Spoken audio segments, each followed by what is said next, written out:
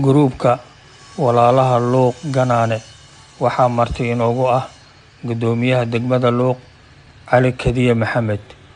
Gudoomiye, qurba joogta Luuq maxaad u dardaarmaysaa adoo ah Gudoomiyaha degmada Luuq? qurba joogta u dhalatay gobolka Gedo khaasatan qurba joogta u dhalatay degmada Luuq adeerayaal oo dalninkiisa dhisto dalkan adinka iskale inaad dal kala dhisataan waxa ka fiican inaad dalkiina dhisataan dadkiina iyo dalkiina dib u soo fiiriya nabadda taala arka wanaaga yaala arka dalkiina dhista dadka wax wanaagsan u soo sheega hadaadna xataa waxba tareenin wax warka wanaagsan baa wax walba ka fiican wax wanaagsan u soo sheega midnimadooda kala hadla iyo inay isku xirnaadaan laakiin mar walba waxa idin kula dardaarmayaa hantida ilaahayna siiyay qof haysta maanta adduunka waa yar yahay wabigaas aad aragtaan haysanaa malay waa iska dhex tuuran beerihii baa yaallo wax walba dhan baa diyaar noo ah inaan wax annagaas aan iib geysano suuqa u samaysano